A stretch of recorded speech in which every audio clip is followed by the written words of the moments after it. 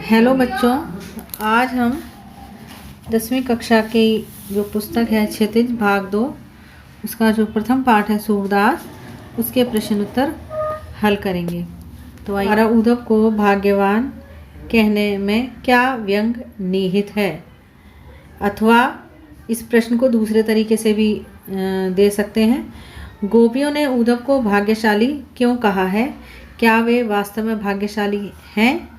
तो इसका उत्तर है, गोपियों द्वारा उद्धव को भाग्यवान कहने में निहित व्यंग यह है कि वे उद्धव को बड़भागी कहकर उन्हें अभाग्यशाली होने की ओर संकेत करती हैं। अर्थात बड़भागी तो कहती हैं, लेकिन वो जो है व्यंग करती हैं।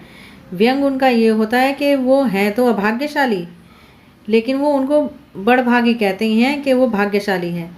वे कहना चाहती हैं कि उद्धव, तुम श्री कृष्ण के निकट रहकर भी उनके प्रेम से वंचित हो और इतनी निकटता के बाद भी तुम्हारे मन में श्री कृष्ण के प्रति अनुराग अर्थात प्रेम या भक्ति नहीं पैदा हो सका।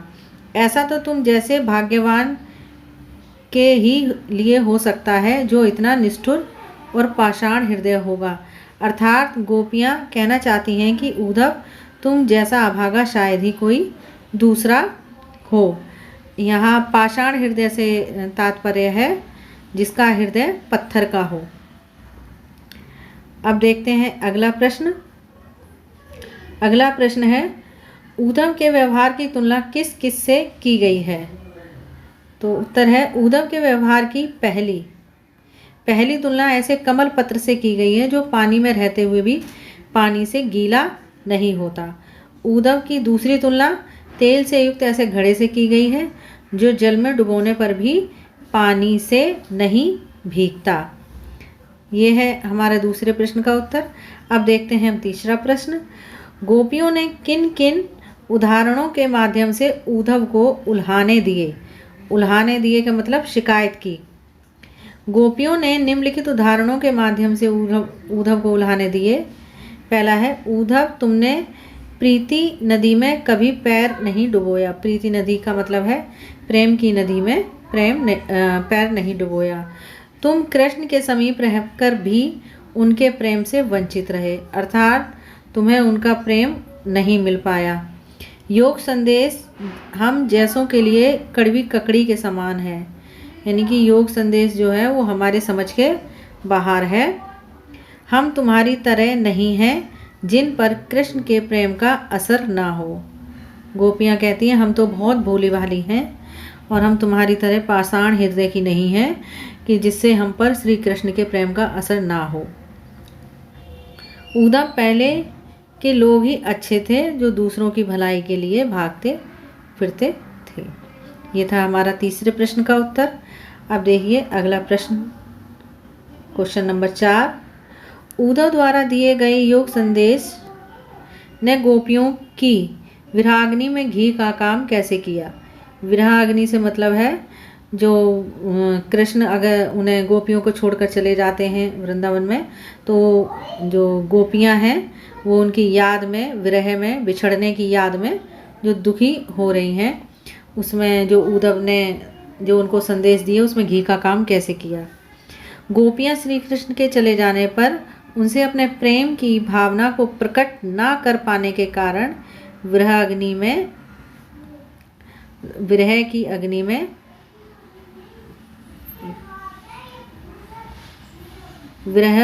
में अर्थात उनके दुख में पहले से दग्ध हो रही थी। दग्ध का मतलब है जल रही थी। उन्हें आशा थी कि श्री कृष्ण लौट कर आएंगे, किंतु वह नहीं आए। अब उनका योग संदेश उद्धव के द्वारा प्राप्त हुआ तो उनकी विरहाग्नि मतलब बिछड़ने का जो दुख था और तीव्रतर मतलब और बढ़ गया। इस तरह योग संदेश ने विरहाग्नि में घी का काम किया। जैसे कि अगर आग धीरे जल रही हो, अगर उसमें घी डाल दो तो वो और ज़्यादा तेज हो जाती है, ठीक उसी तरह। अगला प्रश्न देखते हैं, 5वां। मर्यादा न नहीं के माध्यम से कौन सी मर्यादा न रहने की बात की जा रही है?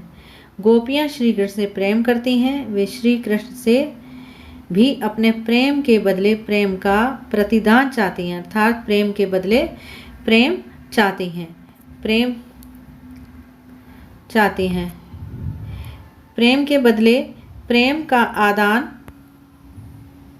प्रदान ही मर्यादा है, किंतु श्री कृष्ण ने प्रेम संदेश के स्थान पर योग संदेश भेजकर मर्यादा का निर्वहन नहीं किया। इसके विपरीत गोपियों ने श्री कृष्ण का प्रेम पाने के लिए सारी मर्यादाओं को किनारे रख दिया। ये था आपके 5वें प्रश्न का उत्तर। अब देखते हैं छठा प्रश्न। छठा प्रश्न है, कृष्ण के प्रति अपने अनन्य प्रेम को गोपियों ने किस प्रकार अभिव्यक्त किया? उत्तर है, गोपियों ने श्री कृष्ण के प्रति अपने अनन्य प्रेम को प्रकट करते हुए कहा कि नंबर 1, हमारा श्री कृष्ण के प्रति स्नेह बंधन गुड़ से चिपटी हुई चींटियों के समान है। नंबर 2, श्री कृष्ण उनके लिए हारिल की लकड़ी के समान है। हारिल की लकड़ी से, जैसा हमने पहले व्याख्या की थी कि हारिल एक पक्षी होता है जो अपने पंजों में हमेशा उस लकड़ी को दबाए रहता है। नंबर 3 है, हम गोपियाँ मन कर्म वचन सभी प्रकार से कृष्ण के प्रति समर्पित हैं। नंबर 4, हम सोते जागते दिन रात उन्हीं का स्मरण करती हैं। नंबर 5, हम योग संदेश तो कड़वी ककड़ी की तरह प्रतीत हो रहा है। हमें योग संदेश तो कड़वी ककड़ी की तरह प्रतीत हो रहा है। हम योग संदेश नहीं बल्कि श्री कृष्ण का प्रेम चाहती हैं। अर्थात वो उद्धव से कहती हैं कि उन्हें योग संदेश नहीं बल्कि श्री कृष्ण का प्रेम चाहिए।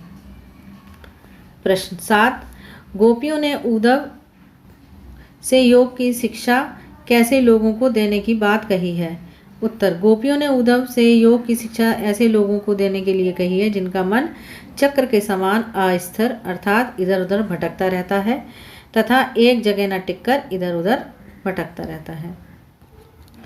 प्रश्न 8, प्रस्तुत पदों के आधार पर गोपियों का योग साधना के प्रति दृष्टिकोण स्पष्ट करें।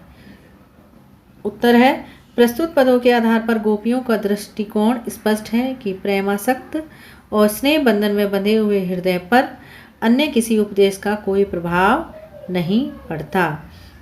वे उपदेश अपने ही प्रिय के द्वारा क्यों न दिए गए हों, यही कारण था कि अपने ही प्रिय श्री कृष्ण के द्वारा भेजा गया योग संदेश उनको प्रभावित नहीं कर सका। प्रश्न 9 है, गोपियों के अनुसार राजा का धर्म क्या होना चाहिए? उत्तर, गोपियाँ राजधर्म के बारे में बताती हुई उद्धव से कहती हैं कि राजा का कर्तव्य यही है कि वह अपनी प्रजा की भलाई की बात ही हर समय सोचे, उसे अपनी प्रजा को बिल्कुल भी नहीं सताना चाहिए। अर्थात गोपियों का भी ध्यान रखना चाहिए, उनकी भी सुध लेनी चाहिए। प्रश्न 10, गोपियों को कृष्ण में ऐसे कौन से परिवर्तन दिखाई दिए जिनके कारण वे अपना मन वापस पा लेने की बात कहती हैं? उत्तर, श्री कृष्ण द्वारा प्रेषित योग संदेश, प्रेषित का मतलब है भेजा गया योग संदेश को उद्धव ने सुनकर गोपियां अवाक रह गईं, हक्की बक्की रह गईं। अवाक से तात्पर्य, और उन्हें लगा कि श्री कृष्ण के मथुरा चले जाने पर उनके सोच में परिवर्तन हो गया है और वे प्रेम के प्रतिदान के बदले योग संदेश देने लगे हैं। श्री कृष्ण पहले जैसे न रहकर एक कुशल राजनीतिज्ञ हो गए हैं जो छल प्रपंच का भी सहारा लेने लगे हैं। राजधर्म की उपेक्षा का मतलब है कि वो उससे राजधर्म से अपना जी चुरा रहे हैं या राजधर्म को अनदेखा कर रहे हैं, कर अनीति पर उतर आए हैं। इन परिवर्तनों को देख वे अपना मन वापस पाने की बात कहती हैं। प्रश्न 11, ये बहुत ही इम्पोर्टेंट क्वेश्चन है। गोपियों ने अपने वाक्य चातुर्य के आधार पर ज्ञानी उद्धव को परास्त किया। परास्त का मतलब हरा दिया। उनके वाक्य चातुर्य की विशेषताएं लिखी है। वाक्य चातुर्य से मतलब है बातों ही बातों में और उन्हें ताने मार मार कर। उत्तर है, उद्धव अत्यंत ज्ञानी हैं। उनके ज्ञान कौशल को देखते हुए श्री कृष्ण ने उन्हें गोपियों को योग संदेश देने भेजा था, पर गोपियों के वाक चातुर्य से ज्ञानी उद्धव परास्त हो गए। उनके वाक चातुर्य की निम्नलिखित विशेषताएं थीं। नंबर 1, व्यंग्यात्मकता। गोपियाँ व्यंग करने में प्रवीण, मतलब बहुत ही ज़्यादा एक्सपर्ट जिसे बोल सकते हैं आप, मतलब प्रवीण, बहुत ही चतुर थीं। वे उद्धव को बड़भागी कहकर उन पर करारा व्यंग करती हैं। ऐसा कहकर वे उद्धव को अभागा कहने से नहीं चूकती हैं। स्पष्टता, गोपियाँ उद्धव से अपनी बातें बिना लाग लपेट के कहती हैं, मतलब बिना किसी लाग लपेट से मतलब है कि बिना किसी चिकनी चुपड़ी बातें के सीधी सीधी स्ट्रेट फॉरवर्ड, मतलब एकदम से सीधे बोलती हैं, कोई भी उसमें घुमा फिरा कर किसी बात को नहीं कहती हैं। वे उद्धव के व्यवहार की तुलना कमल के पत्ते और तेल लगी गागर से करती हैं तथा योग को कड़वी ककड़ी जैसा बताती हैं। भावुकता, गोपियाँ अपनी बातें कहते कहते भावुक हो जाती हैं। उपालंब का आश्चर्य, गोपियों की बातों में उपालंब का भाव निहित है। वे कृष्ण को अनीति करने वाले तक कह देती हैं। प्रश्न 12, संकलित पदों को ध्यान में रखते हुए सूर के भ्रमर गीत की मुख्य विशेषताएं बताइए। सूरदास जी का भ्रमर गीत जिन विशेषताओं के आधार पर अप्रतिम बन पड़ा है, वे विशेषताएं इस प्रकार हैं। ये जो आपका क्वेश्चन है ये आपका केंद्रीय बोर्ड प्रतिदर्श प्रश्न पत्र 2008 में आ चुका है। देखिए इसका आंसर, सूरदास जी के भ्रमर गीत में निर्गुण ब्रह्म का विरोध और सगुण ब्रह्म की सराहना हुई है। वियोग श्रृंगार का मार्मिक चित्रण है। गोपियों की स्पष्टता, वाक्पटुता, सहृदयता, व्यंग्यात्मकता सर्वथा सराहनीय है। सर्वथा का मतलब सभी, पूरे पाठ में सराहनीय है। एक निष्ठ प्रेम का दर्शन है। गोपियों का वाक्चातुर्य उद्धव को मौन कर देता है। आदर्श प्रेम की पराकाष्ठी और योग का पलायन है। स्नेह शक्ति उपालंब अनूठा है। प्रश्न 13 देखिए, गोपियों ने उद्धव के सामने तरह तरह के तर्क दिए। आप अपनी कल्पना से और तर्क दीजिए। गोपियाँ अपने तर्क में कई और भी बातें शामिल कर सकती थी। वे कह सकती थी कि यदि योग इतना ही महत्वपूर्ण था तो श्री कृष्ण ने उनसे पहले प्रेम ही क्यों किया था। यदि ऐसा ज्ञात होता कि कृष्ण का प्रेम नाटकीय है तो हम अपना मन समर्पित कर आज इतने व्यथित क्यों होते। व्यथित का मतलब है बेचैन या दुखी। यह संभव है कि उद्धव तुम्हारे समीप रहते रहते ज्ञान की बातें सुनते सुनते तुम्हारा ही प्रभाव पड़ गया हो और प्रेम की तुलना में अब उन्हें योग ही श्रेष्ठ लगने लगा हो। उद्धव, हमारे पास एक ही मन है जिसे हमने कृष्ण को समर्पित कर दिया है। अब निर्गुण ब्रह्म का ध्यान किस मन से करें। हे उद्धव, हमारे लिए यह संभव नहीं है। हम प्रेम को छोड़कर योग को अपनाएं। प्रश्न 14 देखिए, उद्धव ज्ञानी थे, नीति की बातें जानते थे। गोपियों के पास ऐसी कौन सी शक्ति थी जो उनके वाक चातुर्य में मुखरित हो रही थी। उद्धव ज्ञानी थे किंतु उन्हें व्यवहारिकता का अनुभव नहीं था। उस पर भी वे प्रेम के क्षेत्र में पूर्णतः अनभिज्ञ थे। इसलिए गोपियों ने कहा था कि प्रीति नदी में पाँवना बोरियो। इस कारण व्यवहारिक ज्ञान के अभाव में गोपियों की वाक्पटुता के सम्मुख उद्धव को विवश हो चुप रहना पड़ा। इसके अलावा गोपियों के पास श्री कृष्ण के प्रति प्रेम, असीम लगाव, समर्पण की शक्ति, वे अपने प्रेम के प्रति दृढ़ विश्वास रखती थी। यह सब उनके वाक चातुर्य में मुखरित हो उठा है। प्रश्न 15, गोपियों ने यह क्यों कहा कि हरि अब राजनीति पर आए हैं। क्या आपको गोपियों के इस कथन का विस्तार समकालीन राजनीति में नजर आता है? स्पष्ट कीजिए। हरि अब राजनीति पर आए हैं। गोपियों ने ऐसा इसलिए कहा क्योंकि कृष्ण ने उनके निश्चल प्रेम के बदले योग संदेश भिजवाकर उनके साथ अन्याय किया है और प्रेम की मर्यादा भंग की है। निश्चल का मतलब बिना छल के, मतलब गोपियों ने बिना छल के प्रेम किया। गोपियों के इस कथन का विस्तार समकालीन राजनीति में पूरी तरह नजर आता है। आज राजनीति को छल, कपट, प्रपंच, झूठ, फरेब, धोखाधड़ी, छीना झपटी आदि का दूसरा नाम माना जाने लगा है। इन कार्यों में जो जितना निपुण है वह उतना ही बड़ा नेता कहलाता है। इस तरह की राजनीति में धर्म, कर्तव्य, विश्वास ईमानदारी, सदाचार जैसे मूल्यों के लिए कोई जगह नहीं है।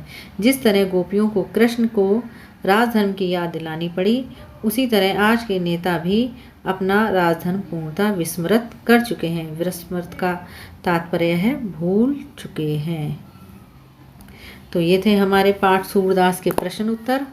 आशा करती हूँ कि आप सबको ये पाठ पढ़कर अच्छा लगा होगा, इसके प्रश्न उत्तर करके अच्छा लगा होगा। और अगर आपको कोई भी इसमें प्रश्न उत्तरों में कुछ पूछना हो, कुछ परेशानी हो, या किसी भी तरह की वीडियो में आपको दिक्कत आई हो, तो कृपया आप कमेंट करके हमें ज़रूर बताएं। Thank you.